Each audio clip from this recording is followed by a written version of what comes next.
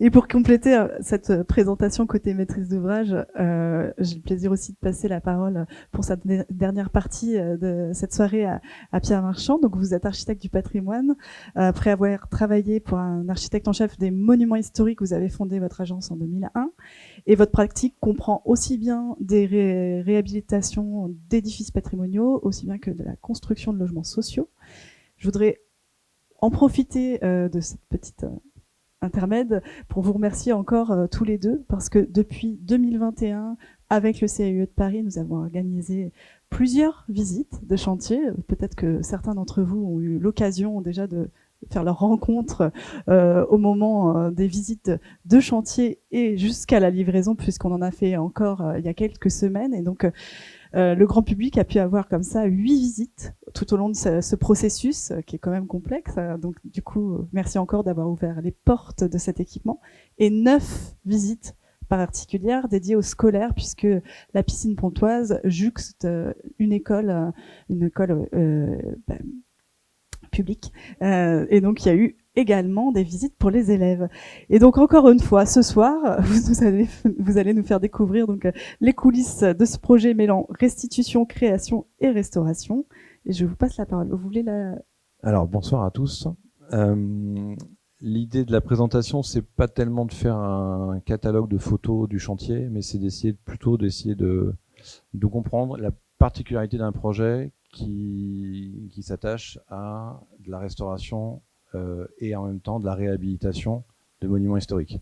C'est un peu ça, c'est un peu la thématique, puisque évidemment, en termes de sémantique, quand on parle de monuments historiques, on parle de restauration, et quand on parle de bâtiments qui ne sont pas protégés, on parle plus souvent de rénovation, réhabilitation, etc. Donc, les monuments historiques, c'est déjà une façon de penser et d'exprimer des mots qui sont particuliers. Et donc, c'est une sorte de vocabulaire que l'on a notamment avec la conservatrice et qui permet de se comprendre. Donc, c'est déjà un champ un peu particulier où quand on utilise les bons mots, on arrive à se comprendre et à faire en sorte que ça se passe très bien. Quand on utilise déjà pas toujours les bons mots, il y a un décalage dans la façon de penser en fait l'ouvrage.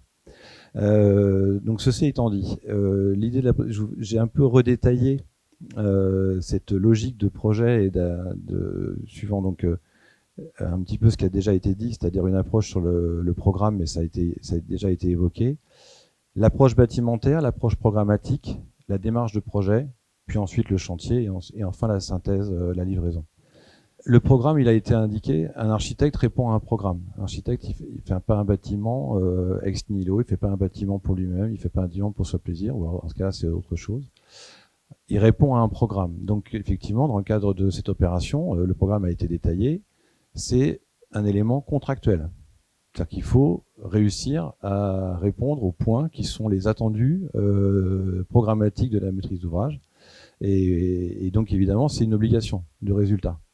Donc c'est un élément très important que l'on prend dès le départ quand on a la chance de pouvoir être retenu sur une opération, c'est d'analyser le programme. Et l'analyse du programme, c'est d'essayer de comprendre les attendus. Et en fonction des différents types d'attendus, ils sont pas dans les mêmes champs d'intervention. Il y a des choses qui sont de l'ordre du confort pour les usagers, il y a des choses qui sont de l'ordre de la réhabilitation, on va dire au titre technique. On l'a vu, refaire le traitement d'eau, refaire le traitement d'air, etc. Donc il y a des champs un peu différents de réflexion qui se posent quand on lit le programme. Et donc du coup, automatiquement, on classifie les différents éléments de programme en fonction des compétences réunies au sein de l'équipe de maîtrise d'œuvre. Et évidemment, les lots techniques, ils sont répartis en fonction de la structure qui va être prise par le bureau d'études structure. Les fluides qui vont être, ce qu'on appelle les fluides, c'est l'électricité, le chauffage, la ventilation, la climatisation. Ça va être pris par le bureau d'études fluides. Et là, en l'occurrence, il y a une particularité parce qu'on a un traitement d'eau, donc c'est un bureau d'études spécialisé et qui en a travaillé, le bureau d'études ETIS. Toute la partie qui va être de l'ordre de l'architecture, de l'aménagement et de la synthèse, ça va être donc chez nous les architectes qui allons prendre l'ensemble de ces compétences. Donc on range un petit peu, on analyse le programme et on attribue les éléments comme ça de manière un peu analytique avant de refaire une synthèse. Quand on a fait ce premier travail d'analyse du programme, on va s'approcher au plus près du bâtiment. Donc ça, c'est l'élément fondateur de notre travail, mais qui n'est pas spécifique à l'architecte du patrimoine. Ça peut être n'importe quel architecte qui va travailler sur un bâtiment existant. Il a ce travail d'analyse du bâtiment existant pour essayer d'en comprendre la logique, la construction, ce qui en fait son intérêt. Évidemment, dans le cas d'un monument historique, il y a un degré, on va dire, supplémentaire, puisque il est, par son statut, reconnu comme étant d'intérêt architectural, historique, technique, etc. Donc on va déjà sur un bâtiment dont on sait qu'il a un intérêt. Donc évidemment, l'approche bâtimentaire, c'est d'essayer de véritablement comprendre et vraiment intégrer ce qui fait la nature du bâtiment pour pouvoir ensuite la comprendre et surtout pas la trahir. Dans l'approche du bâtiment, on va regarder effectivement c'est une phase de ce qu'on appelle le diagnostic. Dans les éléments de diagnostic, quand vous voyez un bâtiment, ce que vous voyez en général, quand on parle de pathologie sur un bâtiment, c'est un peu, on a toujours une espèce de similitude avec la médecine. On parle de pathologie. Ce que vous voyez quand vous regardez un bâtiment, ce sont les conséquences. Donc, quand on a une conséquence sur un bâtiment, une coulure, une fissure, une dégradation, que sais-je, le principe du diagnostic et de notre travail, c'est d'essayer de comprendre au travers de cette conséquence quelle en est la cause. L'objectif, c'est de traiter la cause. C'est pas uniquement, évidemment, de traiter la conséquence, c'est de traiter la cause. Parce que si on traite la conséquence, ça reviendra. Donc, il faut comprendre le bâtiment, comprendre au travers des conséquences quelles sont les causes de dégradation et évidemment y remédier par le projet. Donc il y a un côté sanitaire de sauvegarde. Il y a une première approche, c'est de dire de toute façon il faut sauvegarder le bâtiment parce qu'il est en train de souffrir à différents égards. Et donc il faut essayer de comprendre pourquoi il souffre et trouver les solutions pour qu'il ne souffre plus. En tout cas, qu'on lui donne la possibilité de revivre un certain temps avant que de nouveau des nouvelles pathologies vont apparaître. Parce que n'importe quel bâtiment souffre. Le temps fait que les bâtiments souffrent. Et donc ce diagnostic est très important pour nous parce que ça nous permet, c'est un travail beaucoup évidemment au niveau de l'agence, de comprendre le bâtiment, de pouvoir lister tous les éléments qui manifestement posent problème et potentiellement réinterroger le programme. C'est très important. J'ai dit potentiellement. Ça veut dire quoi? C'est-à-dire que potentiellement, vous allez découvrir des choses en faisant l'analyse du bâtiment très fine qui peut-être ne sont pas pris n'ont pas été conçus, ou en tout cas n'ont pas été prévus dans le programme comme étant des éléments à traiter. Donc là, évidemment, c'est là où on dit on réinterroge le programme, parce que le principe de l'intervention diagnostique sur un bâtiment, c'est pas dire on regarde là et on regarde pas ici. On regarde l'ensemble du bâtiment. Il faut que l'ensemble soit connu pour qu'on puisse effectivement ensuite proposer un projet qui va traiter le bâtiment. Et là, on parle évidemment au titre de l'architecture, mais évidemment aussi au titre des éléments techniques. Parce que quand un élément technique d'un bâtiment comme une piscine ne fonctionne plus, il engendre automatiquement un problème et une pathologie sur le bâtiment. Donc, en l'occurrence, sur ce bâtiment, on avait quand même un certain nombre de pathologies présentes. On en a déjà parlé, notamment sur le clos couvert. Donc, on fait des grands champs comme ça. On va dire déjà, il y a celui du clos couvert. C'est-à-dire le clos couvert, c'est-à-dire l'enveloppe du bâtiment, la façade, les menuiseries et sa couverture. Bon, en l'occurrence, le bâtiment était fermé depuis 2018. Quand on avait visité le bâtiment, dans le cadre de la consultation, on était encore un petit peu en période d'ouverture. On a vu effectivement la charpente extrêmement corrodée, les filets qui étaient posés, etc. Et puis au-delà de ça, on a vu aussi que il y avait des éléments étranges sur la façade du bâtiment, comme des baies rapportées. Il y avait des ouvrages qui nous semblaient tout à fait hétérogènes et potentiellement ne datant pas de l'origine du bâtiment, et qui en plus de ça, d'un certain point de vue, dégradaient aussi l'architecture du bâtiment d'origine par des apports qu'on a identifié comme étant une volonté à un moment donné de trouver une solution pour isoler le bâtiment parce qu'il y faisait très froid et que la menuiserie probablement d'origine était déjà tellement dégradée qu'elle avait été remplacée, alors on en mettait une deuxième. Bon voilà. C'est en fait qu'au fur et à mesure qu'on découvre les éléments, on peut comme ça comprendre pourquoi on est arrivé à la situation dans laquelle on se trouve. Alors je passe un peu vite parce que c'est un peu long, mais il y a tous les sujets qui traitent effectivement du clos couvert, des éléments qui traitent de la statique du bâtiment, de la structure. Alors, on en a parlé et je ne vais pas m'étendre parce que c'est très long en soi. Globalement, c'est un bâtiment qui souffre pas de problème de structure. Mais par contre, il souffre d'un problème on va dire, de dégradation de la nature physico-chimique des bétons du fait des infiltrations, presque un siècle d'infiltration dans les bétons, notamment au niveau des plages bassins, du bassin lui-même et des douches. Donc on a des bétons qui ont été imbibés d'eau avec tous les produits de nettoyage, avec l'air chloré, etc., pendant un certain nombre d'années et de décennies. Donc on n'a pas des problèmes de fissuration, de déformation, ou un bâtiment qui est en train des problèmes de stabilité, on a un bâtiment qui vieillit. Donc en fait, les bétons sont abîmés parce qu'ils sont tout simplement usés par cet apport d'eau. Bon, après, on passe très vite effectivement sur les éléments techniques. Globalement, il y a des audits qui ont été portés. Tout l'ensemble des éléments techniques qui composent la piscine sont hors d'âge. Traitement d'air, traitement d'eau, chaufferie. Bon, il y a globalement plus rien qui fonctionne correctement. Donc la piscine, quand on y est, on se rend bien compte que, et même les gens qui sont en gestion de la piscine font tout ce qu'ils peuvent pour faire en sorte qu'elle continue à tourner, mais il y a quand même globalement une odeur de chlore très forte dans la piscine, c'est mal ventilé. On a des remontées des problèmes vis-à-vis notamment des maîtres nageurs, parce que les maîtres nageurs étant au contact de l'eau toute la journée, parce qu'ils travaillent évidemment sur un contrat de travail de 35 heures, donc ils sont quand même 35 heures par semaine au contact de l'eau. Ils ont l'émanation des chloramides, donc l'évaporation de l'eau chlorée qui est bien mauvaise pour leur santé. Donc globalement, d'un point de vue technique, la piscine est vraiment en fin de vie. Et puis sur les lots architecturaux, évidemment, on a une piscine qui a été entretenue avec des campagnes de peinture, avec des campagnes de reprise, avec etc., etc. Mais tout ça, on voit bien que ça a été fait sans une cohérence générale, et puis avec des choix qui sont voilà ceux qui ont été faits au moment de la piscine, qui fait qu'on a une piscine qui est blanche et bleue, avec un caméo bleu, hein, parce qu'on n'a pas le même bleu partout. Donc partout, on a des couleurs un peu partout en fonction de là où ils repeignent. Quand ils repeignent en bleu, mais c'est pas exactement le même bleu qu'avant, mais c'est pas grave. Donc on va une espèce de patchwork comme ça, de reprise sur le bâtiment. Et puis on a cette présentation générale de la piscine, notamment par la sous-verrière. Donc c'est ce qu'on voit là-haut. La sous-verrière date de 88, dernière grande campagne de travaux sur la piscine, qui a vu donc une nouvelle, à l'époque, ils ont renouvelé le système de ventilation et ils ont fait le parti de passer les gaines de ventilation et donc de soufflage en partie courante de la verrière.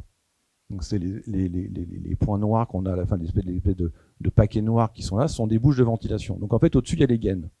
Du coup, pour pas avoir les gaines, ils ont utilisé des panneaux en métacrylate, en polycarbonate translucide. Donc ils sont plus transparents. Et puis, pour ça, ils ont un peu modifié aussi l'altimétrie, ils ont abîmé les frises supérieures. Et surtout, ce dispositif, soit, mais j'ai fait une petite image suivante, voilà. On voit les photos hein, de la partie supérieure. On peut pas l'entretenir, on peut pas le nettoyer. C'est-à-dire qu'en fait, vous avez au-dessus de vous, depuis 88, les plaques qui ont accepté la poussière, les saletés, les pigeons qui dorment là-haut, etc. Et on peut pas entretenir, parce qu'on peut pas marcher dessus, la charpente n'a pas de stabilité, etc. Donc, voilà, tous ces éléments-là rentrent dans l'approche bâtimentaire du bâtiment et sur l'appréciation des pathologies du bâtiment. Deuxième petite image où on voit notamment les problèmes sur les bétons. On voit les sous-faces des bétons qui sont très dégradées. Donc là, vous avez les épaufrures, c'est-à-dire que les aciers sont au contact de l'eau. L'eau migre à travers du béton, donc l'acier se corrode, il gonfle, il fait éclater le béton. Et puis on a la même chose sur toutes les corniches qui sont saillantes en partie extérieure. Dans l'approche, donc là j'ai fait une petite image pour essayer de comprendre comment on va réagir et comment on va réfléchir. Donc dans un premier temps, on va analyser les pathologies. Dans un second temps, on va essayer de comprendre les causes. On va bâtir donc un scénario. En fonction de ça, on va faire des préconisations. Sauf que ces préconisations, là par exemple, j'ai pris un exemple. Verrière supérieure altérée, verre cassé. Donc la verrière qui est à l'extérieur, on voit bien que les verres sont en mauvais état, ils sont cassés. On se pose la question, mais pourquoi ? C'est des mouvements sur la charpente, évidemment, c'est la fragilité, c'est les chocs, c'est la vétusté, c'est le manque d'entretien, que sais-je. Donc c'est pas des sujets très très compliqués à comprendre. La préconisation, par principe, c'est de dire on va déposer les verres puis on va les remplacer à neuf. Sauf que là, c'est ce que j'ai mis après, il y a une petite case en bleu, c'est qu'on est sur un monument historique. Donc le verre dont on parle, il est protégé au titre des monuments historiques. Le fait même qu'il soit protégé fait qu'il est normalement, entre guillemets, sorti de la possibilité même d'être démoli, d'être déposé, d'être retiré. On le conserve par principe. Donc on se pose la question à ce moment-là, du coup il y a une espèce de cadre qui est de dire, voilà, attention, quand on pose une préconisation sur un monument historique et donc sur une partie qui est protégée, c'est est-ce qu'elle l'est vraiment protégée? Parce que la protection de monuments historiques, c'est pas tout en général, c'est en fonction de ce qui est écrit dans l'arrêté de protection. Donc si l'arrêté de protection il vous dit couverture, il n'y a pas les façades. S'il vous dit façade, il n'y a pas la couverture. S'il vous dit clos et couvert, il y a les façades et la couverture. S'il dit bâtiment en totalité, il y a la totalité du bâtiment et tout ce qui se passe à l'intérieur. Ce qui est notre cas. Donc évidemment, l'appréciation qu'on a sur la préconisation quand on travaille sur des monuments historiques, ce ne serait pas des monuments historiques, on est sur un bâtiment industriel, vous vous arrêtez à la case verte. La case verte, c'est vous faites un remplacement à neuf des verres, c'est évident. Là, on est dans un cadre où, évidemment, il y a cette démarche complémentaire, monument historique. Donc, vous allez... donc là, il y a effectivement deux approches. Il y a une approche technique, c'est la préconisation immédiate de dire on remplace, mais il y a aussi la préconisation historique architecturale, qui est de dire, au titre des monuments historiques, qu'est-ce qu'on fait de ces verres? Donc, on travaille par rapport à cette approche bâtimentaire, et pour ça, on va évidemment, comme on a des éléments... Alors, dans le cas présent, cette opération, il y avait une étude historique qui avait été portée en amont de notre marché, qu'on nous a donc jointe à la consultation, sur laquelle on a pu étayer une proposition. On s'est rendu compte qu'évidemment, les verres qui étaient en place, ils dataient des années 88-90, ils étaient sur une trame qui n'était pas celle d'origine. Que le dimensionnement des verres qu'on avait n'était pas non plus sur une trame d'origine. Que la qualité des verres qui était mise en œuvre n'était pas compatible de toute manière avec un réemploi au titre de l'opération, parce que ce n'est pas des verres protégés, ce n'est pas des verres ce qu'on appelle feuilletés. Donc du coup, on prend une décision. On prend cet élément et on va prendre une décision. La décision, on va la prendre en fonction de tous les éléments qu'on a en présence, l'état sanitaire, la préconisation, le statut MH, la réalité de la mise en œuvre de ce vitrage. Et la décision qu'on a prise, c'est de déposer les verres, de mettre des verres neufs, mais par contre de profiter de cette, on va dire, de cette rénovation pour le coup, pour pouvoir retrouver le dessin d'origine, les dimensions d'origine, et donc revenir à un état d'origine. Auquel cas, on va parler de restitution. On va du coup enlever une partie finalement contemporaine qui présente un certain nombre de problèmes, et on va la remplacer par quelque chose qui est un retour à un état d'origine. C'est pour ça qu'on parle de restitution. J'ai pris le même exemple sur la charpente. La charpente c'était encore plus compliqué. Pourquoi? Parce qu'évidemment, on l'a dit, on a presque le dernier exemple de la charpente réalisée par Paulet. Bon. Ceci étant dit, cette charpente, on a d'autres exemples de charpente de ce type-là par ailleurs, mais il n'en demeure pas moins qu'elle a une valeur patrimoniale qui est évidemment plus forte que les verres dont on vient de parler, parce qu'elle est exactement dans son dessin et dans sa disposition d'origine. Elle n'a jamais été changée. Sauf que, donc évidemment, la pathologie, on la voit immédiatement. Les causes, on a compris les causes de la pathologie, c'est que le principe de ventilation dessiné par Paulet à l'origine, évidemment, il a été reconduit, il a été maintenu, sauf qu'à l'époque de Paulet, le niveau de chlore dans les bassins était beaucoup plus faible, que l'on chauffait quasiment pas à l'intérieur du volume de la piscine. Voilà, c'était un peu sportif, hein. Donc évidemment, ce qui fait que voilà, il y avait moins d'usagers aussi. Et puis on a un état sanitaire qui est désastreux. Donc la solution de dire, et se rapporte à ça une demande de la ville de dire On veut pouvoir entretenir le plénum, ce qu'on ne pouvait pas faire auparavant. Donc il faut que quelqu'un puisse, un homme debout, code du travail, puisse circuler dans la hauteur de la charpente pour entretenir la charpente par le dessus. Donc de la verrière qu'on va voir, celle qui est dessous, qu'on puisse la nettoyer par le dessus, celle qui est au-dessus, qu'on puisse la nettoyer par le dessous, sachant que la dernière verrière, on peut toujours monter à l'extérieur pour nettoyer. Donc on est évidemment obligé de dessiner une nouvelle charpente avec des nouvelles dimensions, tout en essayant de rester dans le dessin d'origine et dans le mode de fabrication tel qu'elle était à l'origine, c'est-à-dire une charpente rivetée à chaud. Donc on va faire une proposition de dessin. La décision, elle est de déposer la charpente, d'en faire une neuve.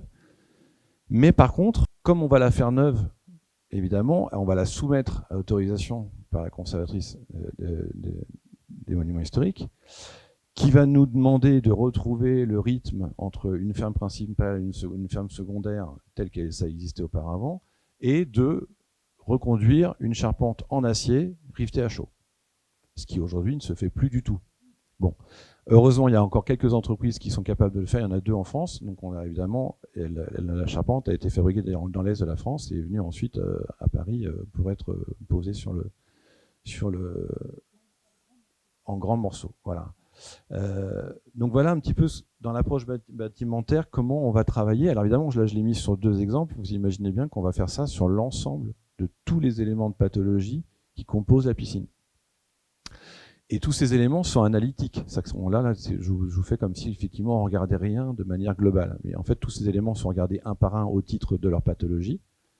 Tout ça va rentrer aussi en ligne de compte dans la démarche de projet dont on va parler juste après, pour avoir une cohérence globale d'opération.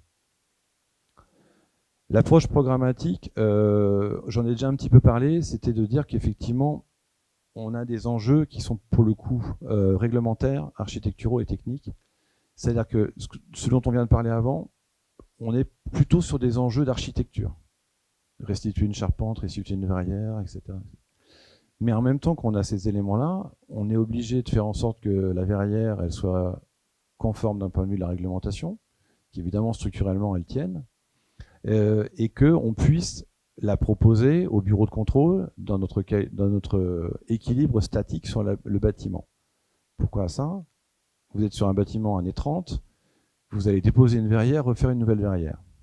Donc évidemment, vous avez une modification de l'état statique de charge sur le bâtiment, puisque la charpente va être plus grande. Donc, potentiellement, si elle est un peu plus haute, même beaucoup plus haute, puisqu'elle va faire 1m20, 1m30 de plus en hauteur pour qu'on puisse circuler homme debout, plus d'acier, donc plus lourd. La démarche qu'on va avoir avec le bureau de contrôle, qui est une démarche pour essayer d'avancer ensemble et d'être constructif, parce que le bureau de contrôle, il faut savoir que pour nous, c'est un prestataire, donc c'est une entité complètement indépendante de la maîtrise d'ouvrage et de la maîtrise d'œuvre, rémunérée par la maîtrise d'ouvrage, mais dont son rôle, c'est de prendre sa responsabilité pour valider des solutions techniques au titre de la stabilité, de la sécurité et de la réglementation. Donc qu'est-ce qu'on va proposer? On va proposer évidemment une nouvelle charpente avec des verres en partie supérieure qui vont être plus lourds parce que du coup ils vont être en double épaisseur avec un film à l'intérieur. Donc on sait déjà qu'on va monter en charge. On sait aussi que on ne veut pas passer au calcul la structure du bâtiment en présence. On a un bâtiment avec des bétons des années 32-33. On sait d'expérience, bureau d'études structure et moi-même, que si on passe au calcul le bâtiment, avec les eurocodes d'aujourd'hui, donc les normes de calcul actuelles, le résultat va tomber, le bâtiment ne tient pas. Alors qu'il tient. Mais les codes, évidemment, sont faits par rapport à des qualités d'acier qui sont contemporains, des qualités de béton qui sont contemporains. Donc il n'y a pas de codes qui vont dire on va reprendre les essais des années 30. Non. Les calculs vont se faire par rapport à aujourd'hui, puisqu'évidemment, celui qui va faire les essais et le bureau de contrôle va s'engager sur une stabilité par rapport à ce qui se passe aujourd'hui. Donc si on passe au calcul de bâtiment, il ne tient pas. Donc l'autre hypothèse, c'est de dire on va travailler par rapport à l'existant. Donc on a une stabilité acquise par rapport à un poids existant. Donc on va calculer le poids de l'ensemble des structures de charpente d'origine, tous les verres d'origine, les éléments qui composent la toiture terrasse, et donc on va calculer le poids très précisément de l'ensemble des éléments qui composent la toiture terrasse. Puis ensuite, on va faire le calcul du poids de ce qui va être le projet avec la nouvelle charpente, la nouvelle verrière, etc. Et on a le droit à entre 4 et 5% de plus. Pas plus.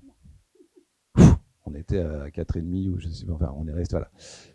Donc, c'est comme ça qu'on peut travailler sur un édifice ancien sans remettre en cause la totalité de la stabilité. Si vous remettez en cause la stabilité, ça veut dire qu'il va falloir renforcer toutes les structures béton, modifier, soit vous réépaississez le béton pour passer du béton contemporain, soit vous passez des plats carbone, des structures carbone dans tous les sens pour arriver à renforcer les poutres.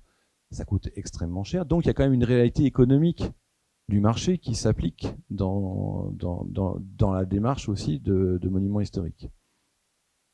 Donc la démarche de projet, je viens d'en parler, elle arrive pas tout de suite, elle arrive au fur et à mesure du diagnostic. Mais au départ, il y a quand même une ambition. C'est de toute façon, quoi qu'il arrive, c'est de retrouver un bâtiment dans un état de présentation qui soit conforme avec le bâtiment tel qu'il a été conçu à l'origine. C'est un peu l'objectif d'une restauration monument historique. Donc on a quand même une idée de faire en sorte que on va essayer de faire aussi bien à minima que ce qu'il y a. C'est-à-dire que si vous restaurez un bâtiment et qu'à la fin vous avez quelque chose qui est moins bien qu'au début, c'est quand même dommageable. Donc il faut au minimum faire aussi bien et idéalement il faut faire mieux. Bon là en l'occurrence, pour une partie notamment charpente couverture, on voit bien que le mieux est pas très difficile à obtenir. Évidemment, retrouver les caractéristiques spatiales, les fonctions d'usage et la conception d'origine, c'est évident. Adapter le bâtiment pour le rendre confortable, tout en assurant économiquement et fonctionnellement sa réputation. C'est que la dimension économique, elle rentre en ligne de compte, évidemment. On est sur de l'argent public, il y a un budget qui a été défini au départ. L'idée, c'est pas d'arriver en disant, bah, finalement, si vous voulez réhabiliter le bâtiment, il faut 3 fois le budget, parce que l'opération s'arrête. Or, le but de l'opération, c'est qu'elle aille à son terme.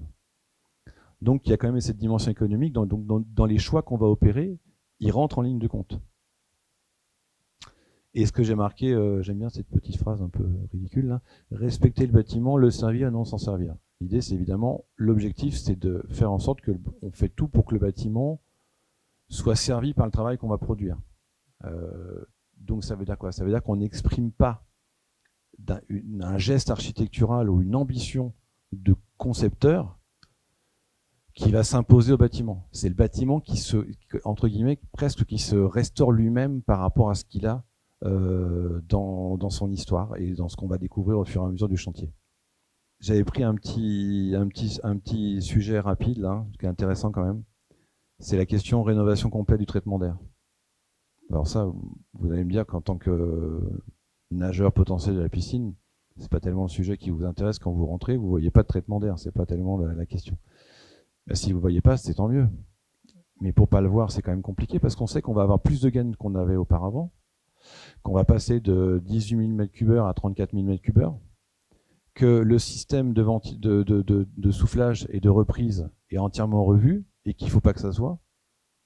Donc, et que, évidemment, on a des tuyaux, là on a fait un petit arraché exprès, on a des tuyaux et des gaines et des réseaux dans tous les sens, partout. Donc, dans la démarche de projet, cette dimension technique, elle rentre en ligne de cause aussi. Elle rentre en même temps qu'on a l'idée qu'il faut restaurer une charpente, il faut restaurer... Les deux fonctionnent de pair. Donc, avec les bureaux d'études avec qui on travaille, évidemment, quand ils me disent « Est-ce que tu acceptes qu'on passe des gaines à tel endroit ?» Je dis « Non, tu les passes pas à tel endroit. Elles feront le tour. Ah oui, mais si elles font le tour, elles vont être plus grandes, ça va être compliqué, j'ai pas la hauteur, etc. Ben, on va trouver une solution, on va passer par-dessous, mais elles passeront pas dans le bassin. » Voilà, donc il y a des choix qui sont déterminés au départ par le bassin. Alors évidemment, ce qu'on a fait dans le cas présent, c'est qu'on a chargé au maximum dans les zones qui ne sont pas visibles au public pour essayer de libérer au maximum la zone, on va dire, visuelle, qui est là, le bassin, bien évidemment. La conception de la charpente, vous voyez, on a un dessin d'origine qui est en bas. Et nous, on a refait le même principe, sauf que, évidemment, on l'a un peu épaissi pour qu'on puisse circuler homme debout à l'intérieur. On a fait 2 passerelles à l'intérieur. Le problème du poids étant omniprésent sur cette opération, on a fait on a pris le parti qui est évidemment dans le cadre d'un monument historique un peu étonnant, de faire une sous-verrière qui à l'origine était en verre, mais et donc avait été remplacée par des panneaux en métacrylate, de le faire en coussin gonflé ETFE, donc des grands volumes de plus de 4,50 m sur 4,50 m, où on n'a pas de structure métallique, et qui permettent, par le fait que ce soit des coussins gonflés, d'avoir une légèreté absolue. Comme on est très léger et très transparent, comme ça on peut voir beaucoup mieux la charpente et le rythme des verres qui couvrent, dont on a parlé au début, qui couvrent notre verrière générale. Donc c'est comme ça aussi qu'on a pu alléger la charpente, parce que comme c'est léger, le coussin qui est dessous, la charpente qui est dessus, elle est un petit peu moins dimensionnée parce qu'elle n'a pas la charge des verres à prendre en ligne de compte. Donc elle est un petit peu plus légère aussi. Et je passe un peu sur tous les choix qu'on a pu faire d'un point de vue de la maçonnerie, mais on a déposé une grande partie d'éléments qui étaient construits en briques pour les remplacer par du béton cellulaire, pour gagner en légèreté sur la toiture terrasse du bâtiment et rester dans notre fourchette de 4-5% de surcharge par rapport à l'existant.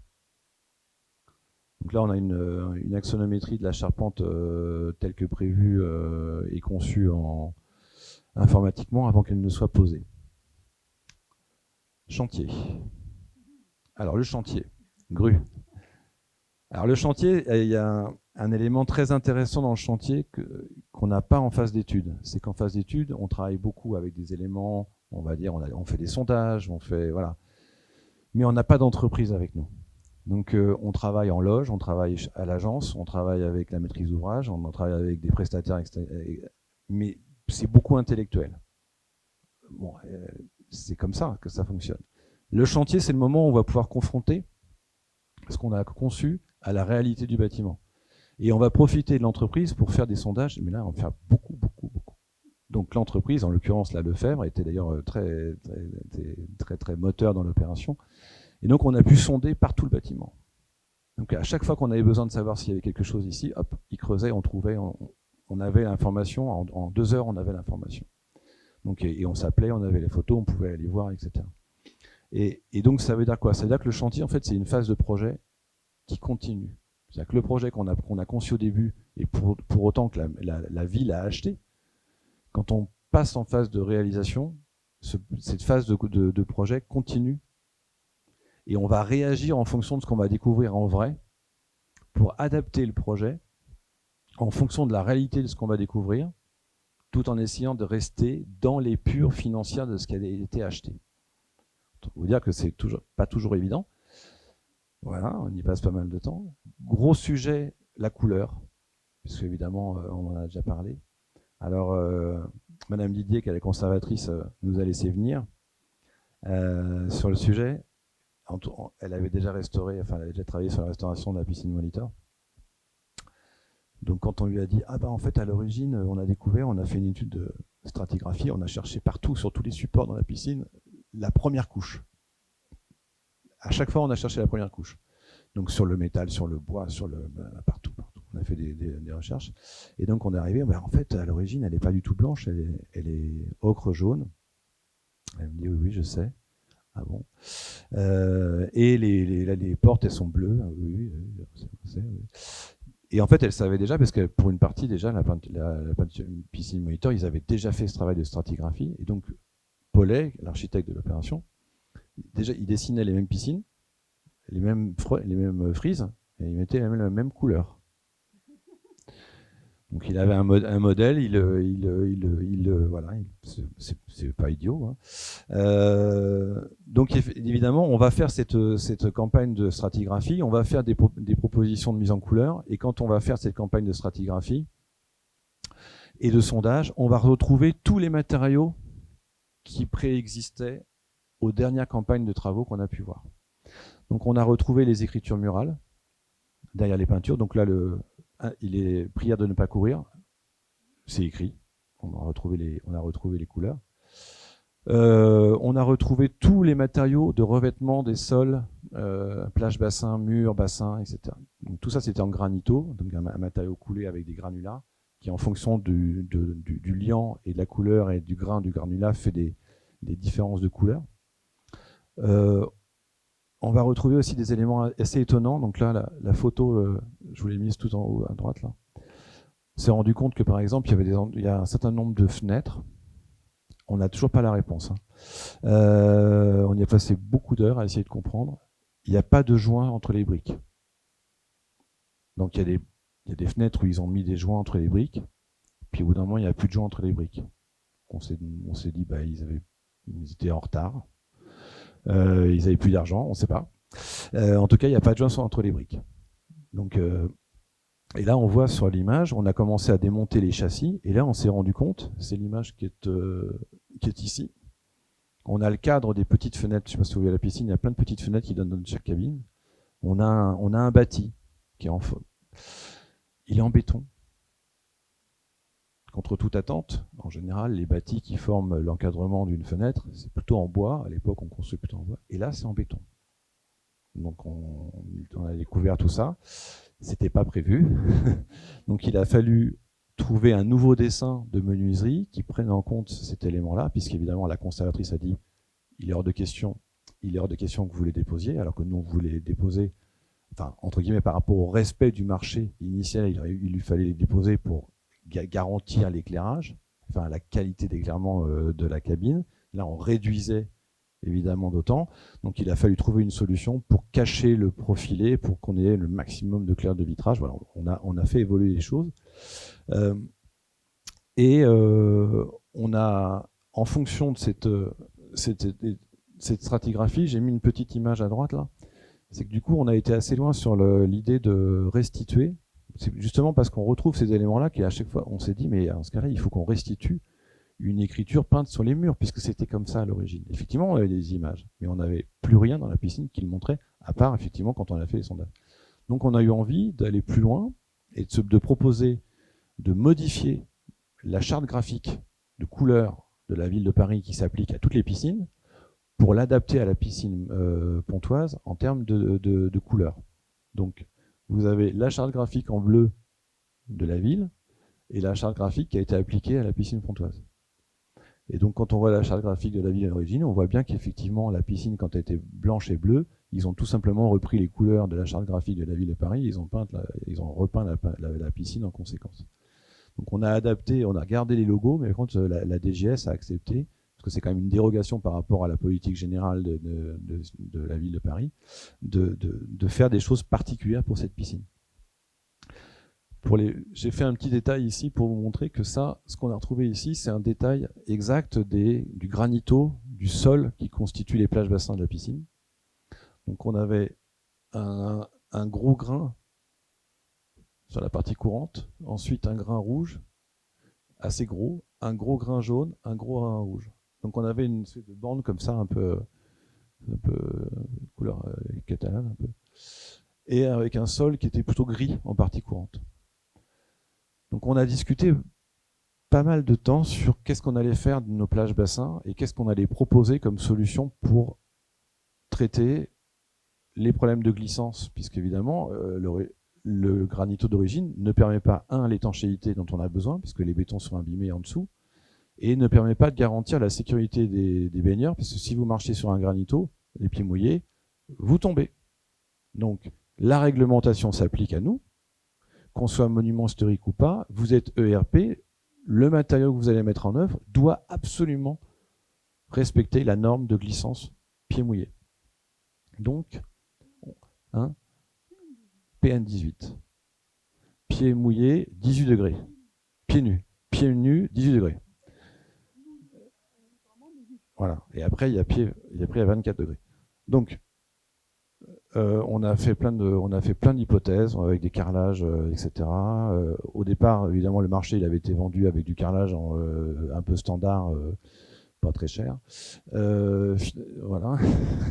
Finalement, on a fait une proposition avec du 2-2 pour essayer de retrouver cette trame, et on a donc fait un échantillon échélin, et on a dessiné l'ensemble des éléments échélins en carré de 2 pour pouvoir proposer les échantillons à la conservatrice qui nous a validé les propositions.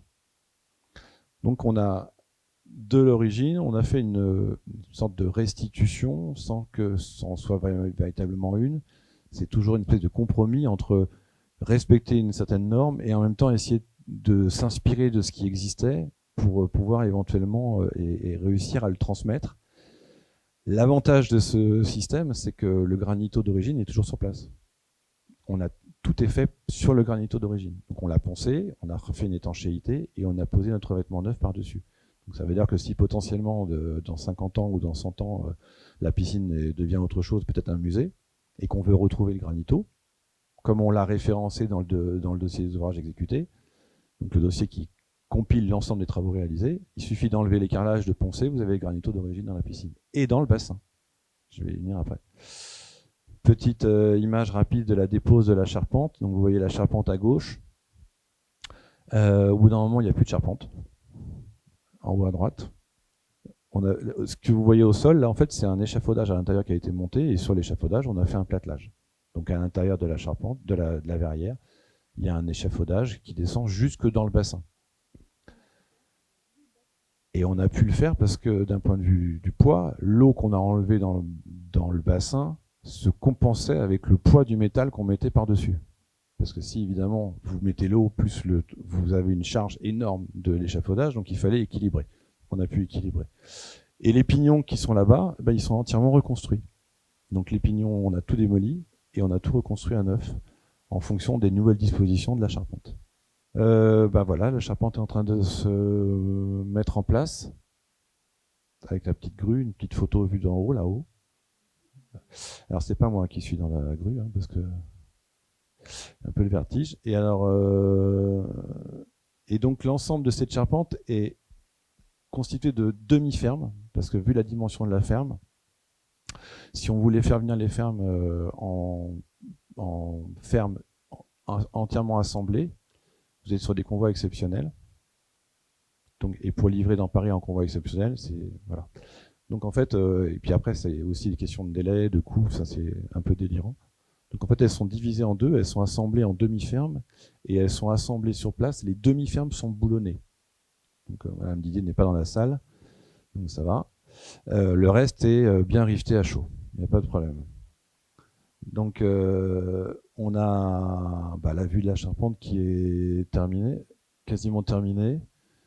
Et alors ce que vous voyez là, les grands carrés là, ils sont vides pour l'instant, ils vont recevoir les coussins qui vont être gonflés.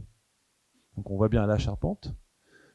Juste derrière le petit châssis vertical là, qui est la restitution exacte de la dimension, parce qu'on a repris exactement le gabarit d'origine.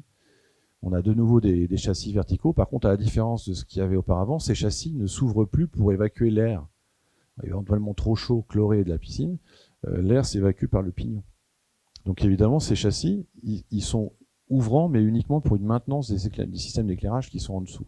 Mais ils sont prévus tout le temps fermés pour éviter de reconduire ce qui a poussé à la ruine la charpente. Et puis alors la pose des verres. Donc on a des verres qui font 45 cm sur, on voit pas bien sur la photo, mais en fait ils font presque 4 mètres de long. Donc on les a passés aux essais au sac. Donc il y a des prototypes de verres qui sont posés sur exactement la même dimension, puis on fait tomber un énorme sac pour voir si le verre se casse ou se casse pas. Et il s'est pas cassé. La verrière est terminée, tout le monde est content. Voilà, on a mis les coussins. Donc vous voyez bien les coussins en dessous, et là c'est la passerelle. Vous pouvez marcher homme debout à l'intérieur pour entretenir l'ensemble. Tout ça c'est avec de l'eau, vous lavez. Et puis en pied de deuxième dispositif, il y a un chéneau qui récupère l'eau et ensuite il y a une barbacane qui sort l'eau à l'extérieur sur la toiture terrasse. Pendant que tout ça c'est en train de se faire, en dessous il y a des travaux aussi. Donc là on voit la frise qu'on a vue en photo auparavant qui est entièrement refaite à neuf. Et puis là on commence à piocher et à travailler sur l'ensemble de l'édifice à l'intérieur. Donc vous voyez bien, ce qu'on voit en fait, ça c'est les carrelages, les derniers carrelages qui avaient été posés. Donc, et on voit le mur blanc et bleu avec les écritures qui est. Alors, il y avait eu des doublages, il y a eu des espèces d'opérations. Par moment, ils ont doublé les murs, par endroits, ils n'ont pas doublé. Donc on a purgé tous les éléments. Et on a profité de la refonte complète technique, alors c'était une demande de la ville, en disant on va refaire entièrement le système de chauffage de la piscine. Il faut isoler la piscine. Parce qu'on va pas reconduire, on va rechauffer un édifice qui est froid et qui a une déperdition thermique énorme. Donc l'obligation, c'était d'isoler le bâtiment par l'intérieur. Grosse difficulté parce que le bâtiment est protégé, donc normalement on n'est pas censé pouvoir isoler sans dégrader l'architecture. Donc il a fallu trouver des solutions pour que tout l'apport de doublage intérieur soit complètement intégré visuellement, de sorte à ce qu'on ne voit pas qu'il y ait un doublage intérieur et qu'on ait le sentiment qu'on soit sur le mur tel qu'il existait auparavant. L'avantage de ce système de doublage, c'est qu'on a pu garder tous les revêtements de murs d'origine. Donc les granitos qui sont derrière, tout est en place. Quelques gaines qui commencent à se monter dans tous les sens, et au plafond, là, les petites bandes jaunes, on a localisé, donc on parlait du traitement des bétons. Les bétons étaient tellement dégradés qu'on ne pouvait pas, pour certaines parties, uniquement rester sur ce qu'on appelle des mortiers de réparation. Donc on a fait des mortiers de réparation sur l'intégralité des sous-faces, plage bassin et bassin. Donc c'est des mortiers traitants avec à l'intérieur une solution chimique qui est capable de migrer dans le mortier et donc d'aller entre guillemets stopper l'oxydation sur les aciers. Là, on a carrément mis en place des feuillards métalliques qui sont reliés au ferraillage et qui composent en fait un champ magnétique qui repousse l'eau qui potentiellement viendrait au contact du métal. Donc c'est ce qu'on appelle une protection cathodique. Donc j'ai eu dans la presse une protection catholique, mais non. Là en l'occurrence c'est cathodique. Et donc on met tous ces feuillards et ensuite on remet un mortier de protection des feuillards. Sauf que ces feuillards, si vous percez dedans, vous cassez le dispositif, et ça coûte très cher. Je dirais pas le prix ici parce que c'est un peu indécent. Donc du coup, ce qu'on s'est dit, mais si les gestionnaires qui viennent dans 10 ans, ils ont envie de mettre des gaines ou des lumières, ils vont percer. Donc même si on leur donne un plan précis, on est sûr que ça va mal se passer. Donc on a identifié en peinture la position exacte de tous les feuillards au plafond dans cette zone-là. Donc c'est pas un effet décoratif, c'est pas une volonté de faire une anamorphose absolument géniale, c'est uniquement une question de préservation du dispositif. Alors si on perce et que ça s'arrête, ça s'arrête. Bon, ça a quand même coûté presque 100 000 €, donc voilà, ça va pas s'arrêter. Alors, on est en train de travailler dans le bassin là. Donc le bassin a été conservé. Pour faire vite, à un moment donné, on s'est posé la question parce que ça coûtait cher de le restaurer.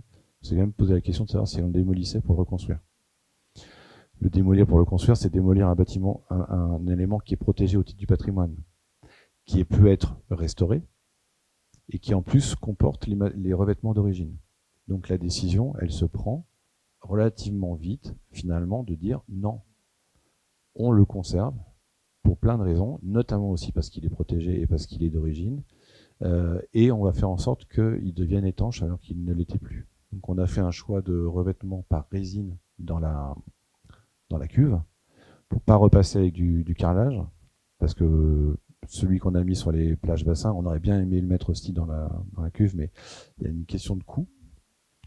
Et en plus de ça, comme c'est un bassin qui est porté, donc en fait c'est vide dessous, hein. Donc potentiellement il bouge.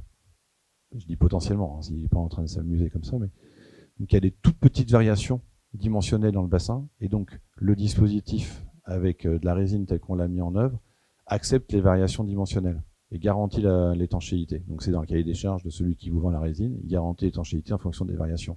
Vous mettez du carrelage, vous créez des points durs et avec des microfibres, potentiellement des dégradations.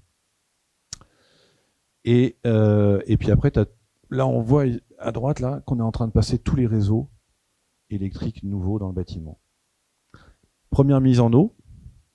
Donc là on est en chantier. Donc là-haut on a protégé toute la verrière et la charpente neuve qui avait été livrée.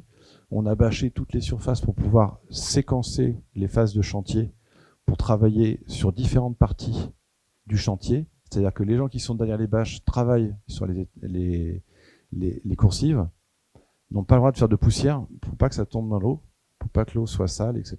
Il y a tout un truc. Donc, première mise en eau, première test d'étanchéité. Et à droite, une petite image où on voit une nouvelle gaine très légère, de à peu près 90 par 90, qui passe dans l'angle du bâtiment. Donc on a proposé tout un ensemble de doublages.